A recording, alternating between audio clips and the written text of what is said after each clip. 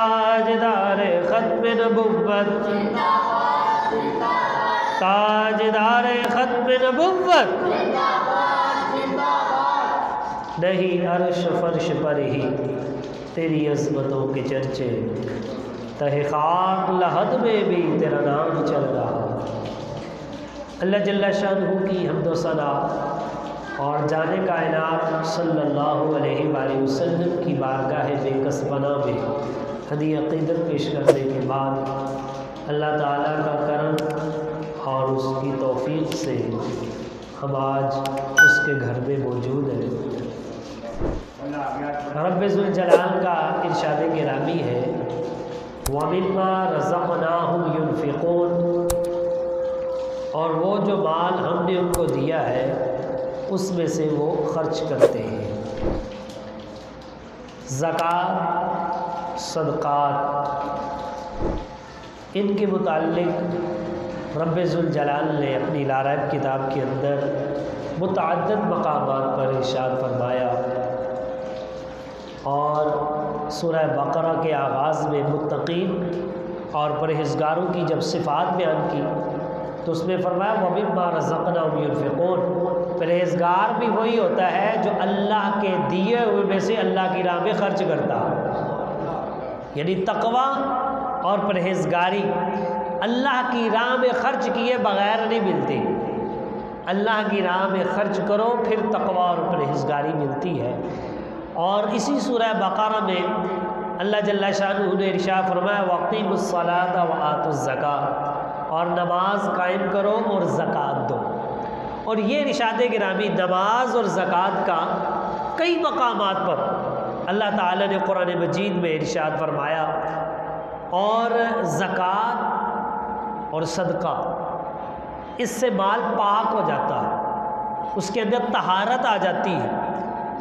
اور اللہ تعالیٰ نے ارشاد فرمایا حضور علیہ الصلوۃ والسلام سے خذ من اموالہم صدقۃ، آپ ان کے مالوں میں سے زکوٰۃ لیجئے۔ مراد کیا؟ ان کے مالوں سے زکوٰۃ لے کے فقراء میں تقسیم کیجئے، آپ ان سے وصول فرمائیں۔ خذ من اموالہم صدقۃ تطہرہم وتزکیہم بہا، اور پھر اس کے ذریعے ان کو ستھرا اور پاکیزہ فرما دیجئے۔ یعنی جب مال کی زکوٰۃ نکل جاتی ہے مال ستھرا ہو جاتا ہے، پاکیزہ ہو جاتا ہے۔ اور پھر اللہ تعالیٰ نے یہ بھی فرمایا جن سے زکوٰۃ کا مال وصول فرمائے اور فقراء میں تقسیم کرے تو جو زکوٰۃ دیتے ہیں وصلی علیہم، ان کے لیے آپ دعا بھی فرمائیے۔ اس کا مطلب ہے زکوٰۃ دینے والوں کو جان کائنات صلی اللہ علیہ وسلم کی دعا ملتی ہے۔ فرمایا وصلی علیہم، ان کے لیے دعا فرمائیں۔ کیوں؟ ان الصلاۃ کا سکن لہم، اللہ تعالیٰ فرماتا ہے آپ کی دعا ان کے لیے سکون کا سبب ہوگی۔ ظاہر ہے جس کے لیے جانے کا عنایت ہے ہاتھ اٹھا دینے، جس کے لیے حضور نے دعا فرما دینی ہے، اور پھر حضور کے ہاتھ تو خالی خدا واپس نہیں لوٹاتا۔ اعلیٰ حضرت فرماتے ہیں نا اجابت کا صحرا، عنایت کا جوڑا، دلہن بن کے نکلی دعائے محمد، اجابت نے جھک کر گلے سے لگایا بڑی ناز سے جب دعائے محمد۔ کہ حضور علیہ الصلوۃ والسلام جب آپ دعا فرماتے ہیں تو قبولیت خود آتی ہے حضور کی دعا کو لینے کے لیے۔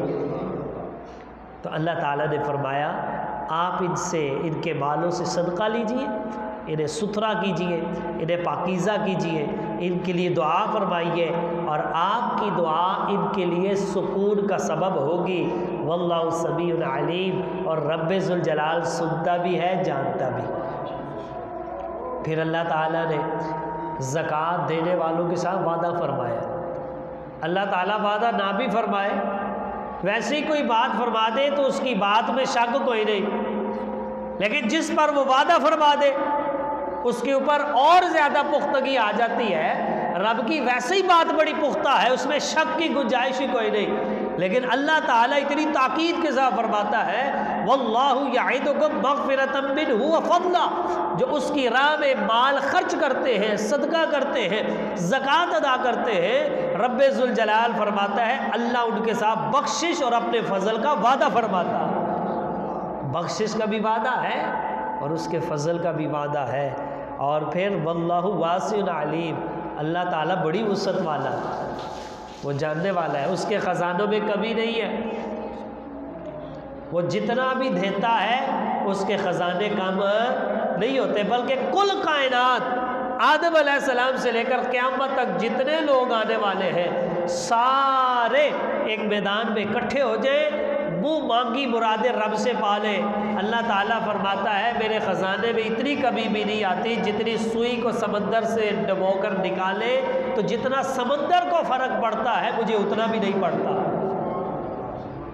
تو آپ اندازہ کریں وہ رب ذوالجلال کتنی وسعتوں کا مالک ہے۔ وہ فرماتا ہے میرے دیے ہوئے میں سے دینا، ہم نے کوئی اپنا دینا، دیا بھی اسی نے ہے، فرمایا میرے دیے ہوئے میں سے دینا ہے، تو پھر دیکھو میں بخشش کا بھی وعدہ کرتا ہوں اور اپنے فضل کا بھی وعدہ کرتا ہوں۔ اور جانے کائنات صلی اللہ علیہ وسلم آپ فرماتے ہیں الزکوٰۃ قنطرۃ الاسلام، زکوٰۃ اسلام کا پل ہے، زکوٰۃ دینے سے مال بڑھتا ہے گھٹتا نہیں ہے، اور زکوٰۃ ادا نہ کرنا بہت بڑا جرم ہے، گناہ کبیرہ ہے زکوٰۃ ادا نہ کرنا۔ نبی پاک علیہ السلام پر رب ذوالجلال نے قرآن مجید نازل فرما کر ارشاد فرمایا وَلَا يَحْسَبَنَّ الَّذِينَ يَبْخَلُونَ بِمَا آتَاهُمُ اللَّهُ مِنْ فَضْلِهِ، کہ وہ لوگ ہرگز گمان نہ کریں کہ جنہیں اللہ تعالیٰ نے اپنے فضل سے مال دیا ہے اور پھر اس مال میں بخل کرتے، وہ یہ گمان نہ کریں ہوا خیر اللہم کہ زکوٰۃ ادا نہ کرنا، مال جمع کر کے رکھنا یہ ان کے لیے بہتر ہے۔ رب فرماتا ہے یہ گمان بھی نہ کرنا کہ تمہارے لیے بہتر ہے۔ ہم تو سمجھتے ہیں نا کوئی یار چھوٹوں کی زکوٰۃ دے رہی، اتنی مشکل سے کمایا ہے اور پیسہ چلا جائے گا اور کم ہو جائے گا، اور پھر اس کو اکٹھا کر کے رکھتے ہیں اور سمجھتے ہیں کہ ہمارے لیے بہتر ہے۔ اللہ تعالیٰ نے 1400 سال پہلے ہی حضور علیہ السلام پر قرآن نازل فرما کر اس بات کو واضح فرما دیا تھا وَلَا يَحْسَبَنَّ الَّذِينَ يَبْخَلُونَ بِمَا آتَاهُمُ اللَّهُ مِنْ فَضْلِهِ وَخَيْرًا لَهُمْ، اللہ فرماتا ہے یہ سوچنا بھی نہ، یہ گمان بھی نہ کرنا کہ جو مال اللہ نے اپنے فضل سے تمہیں دیا ہے اور تم اس میں بخل کرتے ہو، تم اس میں سے زکوٰۃ ادا نہیں کرتے، یہ تمہارے لیے بہتر ہے۔ فرمایا نہیں بل هو شر لهم، یہ تمہارے لیے بہت برا ہے۔ سَيُطَوَّقُونَ مَا بَخِلُوا بِهِ يَوْمَ الْقِيَامَةِ، کل حشر والا دن ہوگا، اسی مال کا توق تمہارے گلے میں ڈالا جائے گا اور یہ اس کا وبال آئے گا۔ حدیث شریف میں آتا ہے کہ جس مال کی زکوٰۃ ادا نہ کی جائے وہ حشر والے دن گنجے سانپ کی صورت میں آئے گا اور اس کا جو ہے وہ آ کر اس سے وہ ڈسے گا، اور ایک روایت میں آتا ہے اس کی یہ باچھیں چیر کے رکھ دے گا اور کہے گا میں ہوں وہ مال جو تو اکٹھا کیا کرتا تھا۔ اسی کو اللہ نے فرمایا بل ہوا شر لہم، یہ تمہارے لیے برا ہے جسے تم اکٹھا کرتے ہو اور اس کی زکوٰۃ ادا نہیں کرتے۔ تو یہ زکوٰۃ یہ مالدار مسلمان عاقل بالغ پر سال کے بعد فرض ہوتی ہے اور اس کی ادائیگی میں ہی عافیت ہے اور دونوں جہانوں کا بھلا ہے، یہاں بھی بھلا ہے وہاں بھی بھلا۔ یہ ہم بظاہر سمجھتے ہیں کہ یار مال کم ہو جاتا ہے، لیکن یہ کم نہیں ہوتا، حقیقت میں بڑھ جاتا ہے اور دوسرا محفوظ بھی ہو جاتا ہے۔ اور جس کی زکوٰۃ ادا نہیں کی جاتی، ایک تو وہ غیر محفوظ ہو جاتا ہے اور دوسرا وہ آخرت میں عذاب کا سبب بن جاتا ہے۔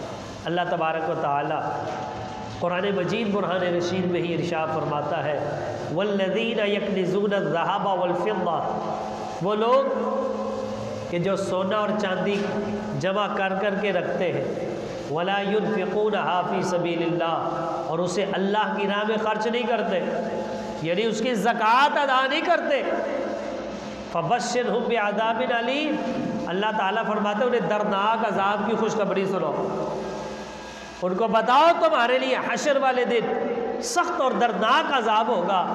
اور کیسا عذاب ہوگا اللہ نے اس کا ذکر بھی قرآن میں ہی فرمایا۔ اب قرآن کو تو کوئی ضعیف نہیں نہ کہہ سکتا، حدیث کے بارے میں تو کہہ دیتے ہیں جو نہ ماننی ہو نہیں جی یہ حدیث ضعیف ہے، قرآن کو کیا کہو گے، قرآن بھی ضعیف ہے۔ اللہ فرماتا ہے یوم یحمى علیہا فی نار جہنم، یہ سونا اور چاندی کل قیامت والے دن جہنم کی آگ میں تپائے جائیں گے، فتقوا بہا جباہہم وجنوبہم وظہورہم، اور پھر اس کے ساتھ ان کے چہرے، ان کی پیٹھیں، ان کی پشتیں، ان کے پہلو داغے جائیں گے، اور پھر کیا کہا جائے گا؟ ھذا ما کنزتم لانفسکم، یہ وہ خزانہ ہے جو تم اپنے لیے جمع کر کے لائے تھے، فذوقوا ما کنتم تکنزون، اب مزہ چکھو جو خزانہ اپنے لیے اکٹھا کر کے لائے۔ یہ جو سونا اور چاندی ہے جو آج زیب و زینت کے لیے استعمال ہوتا ہے، حشر والے دن اسی سے پھر عذاب دیا جائے گا۔ یہ جو سونا اور چاندی ہوتا ہے نا، یہ مال تجارت نہ بھی ہو، بیچنے کی غرض سے نہ بھی ہو، تب بھی جب نصاب کو پہنچے اس کے اوپر زکوٰۃ ہوتی ہے۔ تو اس لیے رب ذوالجلال والے کرام نے قرآن مجید برہان رشید میں متعدد مقامات پر زکوٰۃ کی ادائیگی کا حکم دیا ہے، اور ادا نہ کرنے والوں کو عذاب کی وعید سنائی ہے۔ اور نبی پاک صلی اللہ علیہ وآلہ وسلم آپ ارشاد فرماتے ہیں مانع الزکاۃ یوم القیامت فی النار، زکوٰۃ ادا نہ کرنے والا قیامت والے دن آگ میں ڈالا جائے گا، وہ دوزخ میں ڈالا جائے گا، جہنم کی آگ میں ڈالا جائے گا۔ اس لیے زکوٰۃ جو اللہ نے مال دیا ہے اس کی ادائیگی ضرور ضرور کرنی چاہیے، اور خوش دلی سے کرنی چاہیے، ٹیکس سمجھ کے نہیں۔ ہم بھاری بھاری ٹیکس دے دیتے ہیں۔ کبھی غور کیا ہے بجلی کا ٹیکس، بجلی کے اوپر کتنے کی بجلی کا یونٹ کا ریٹ کیا اور ٹیکس کتنا دیتے ہیں؟ باہر سے جا کے بازار سے جو ہے وہ چینی خرید کے لاؤ اس پہ ٹیکس دو، پتی خرید کے لاؤ اس پہ ٹیکس دو، وہ تو مجبوراً دیتے ہیں۔ یہاں رب ذوالجلال نے فرمایا میری زکوٰۃ اس کی شرح تو بہت کم ہے، ٹیکس ہم 16% دیتے ہیں، 17% دیتے ہیں، اور زکوٰۃ کتنی ہے؟ 2.5%۔ 100 روپے پہ صرف 2.5 روپے، یہ معمولی سی رقم جب خوش دلی سے ادا کرتے ہیں پھر رب بھی راضی ہو جاتا ہے اور اس کی رحمتیں بھی راضی ہو جاتی ہیں۔ اس لیے نبی پاک صلی اللہ علیہ وآلہ وسلم آپ نے ارشاد فرمایا زکوٰۃ ادا نہ کرنے والے کو حضور نے کیا فرمایا؟ حضرت عبداللہ بن عمر رضی اللہ تعالیٰ عنہ آپ ارشاد فرماتے ہیں کہ رسول اللہ صلی اللہ علیہ وآلہ وسلم نے ارشاد فرمایا نماز کچھ لوگوں کے لیے ظاہر تھی تو انہوں نے اسے قبول کیا۔ کیا مطلب؟ نماز تو سب کے سامنے پڑھنی ہوتی نا، مردوں پر جماعت واجب ہے، مردوں پر جماعت واجب ہے، انہوں نے مسجد میں آگے پڑھنی ہے اگر کوئی عذر نہ ہو۔ تو فرمایا یہ تو لوگوں کے لیے ظاہر تھی، لوگوں نے کہا یار سب کو پتہ چل جائے میں نمازی، اور انہوں نے پڑھنا شروع کر دی، یار پتہ چلے میں بھی مومن ہوں، میں متقی پرہیزگار ہوں، میں نمازیں پڑھتا ہوں۔ تو حضور صلی اللہ علیہ وسلم فرماتے ہیں نماز کچھ لوگوں کے لیے ظاہر تھی، انہوں نے اسے قبول کیا یعنی ادا کیا، اور زکوٰۃ خفیہ تھی، کسی کو کیا پتہ میں نے دی ہے کہ نہیں دی؟ ہر ایک کو تو نہیں بتاتے نا بھئی میں زکوٰۃ دینے جا رہا ہوں، بھئی میں زکوٰۃ دینے جا رہا ہوں، اور بھئی میں زکوٰۃ تقسیم کر رہا ہوں، یہ خفیہ چیز ہے۔ بندہ کسی مستحق کو تلاش کرتا ہے اور اس کو دے دیتا ہے، چپکے سے دے دیتا ہے، اور جس کو زکوٰۃ دے یہ یاد رکھے مسئلہ اس کا مستحق ہونا ضروری ہے، غیر مستحق کو زکوٰۃ نہیں لگتی ہے، مستحق ہونا ضروری ہے۔ اس لیے پہلے جانچ پڑتال کر لینی چاہیے جسے زکوٰۃ دے رہا ہوں وہ مستحق بھی ہے کہ نہیں۔ اور دوسری بات یہ ہے جس کو زکوٰۃ دینی ہے اس کو بتانا ضروری نہیں کہ یہ زکوٰۃ ہے، جس کو دینی ہے اس کو بتانا ضروری نہیں، لیکن اس کا مستحق ہونا ضروری ہے۔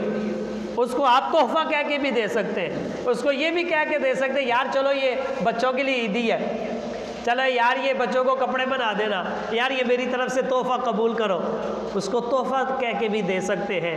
زکوٰۃ کا بتانا ضروری نہیں ہے، لیکن جس کو دے اس کا مستحق ہونا ضروری ہے، اپنی طرف سے جانچ پڑتال ہونی چاہیے۔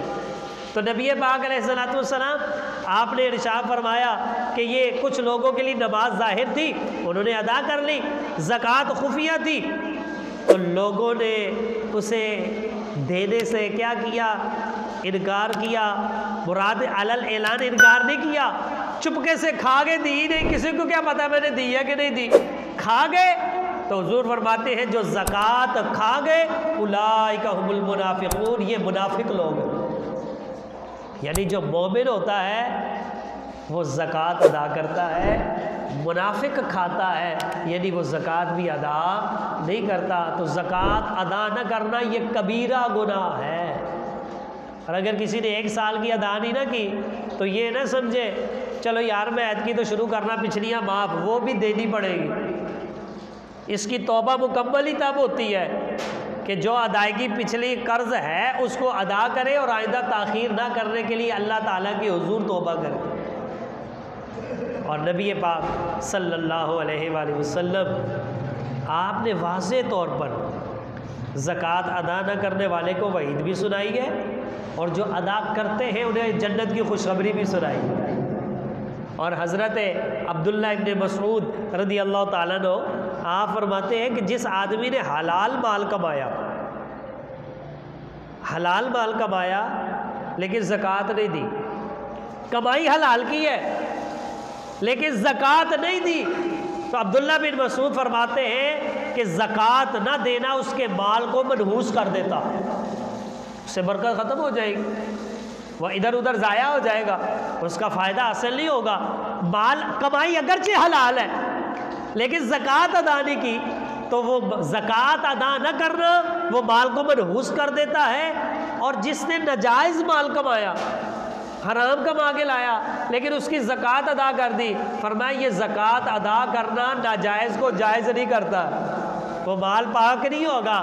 وہ یہ نہ سمجھے یار میرا کاروبار تو 2 نمبر ہے، میں اللہ کی راہ میں بڑا دیتا ہوں، چلو اللہ میری غلطیاں دی وجہ تو معاف کر دے گا، وہ معاف کوئی نہیں ہونی۔ اللہ تعالیٰ طیب ہے، وہ پاک ہے اور پاک چیز ہی قبول فرماتا۔ تو عبداللہ بن مسعود نے واضح فرما دیا، حلال مال ہو زکوٰۃ ادا نہ کرو تو منحوس ہو جاتا ہے، اور اگر مال ناجائز ہو تو زکوٰۃ ادا کرنے سے پاک نہیں ہوتا۔ لہٰذا کمائی بھی حلال ہونی چاہیے، زکوٰۃ کی ادائیگی بھی ہونی چاہیے۔ اور پھر جو زکوٰۃ ادا کر دیتا ہے، نبی پاک صلی اللہ علیہ وآلہ وسلم آپ نے کیا ارشاد فرمایا؟ حضرت عمرو بن مرہ جوہنی رضی اللہ تعالیٰ عنہ سے روایت ہے کہ قبیلہ بنی قزاع کہ ایک آدمی حضور علیہ السلام کی بارگاہ میں حاضر ہوئے، عرض کی یا رسول اللہ صلی اللہ علیہ وسلم، میں گواہی دیتا ہوں کہ اللہ کے سوا کوئی عبادت کے لائق نہیں اور آپ اللہ کے رسول ہیں۔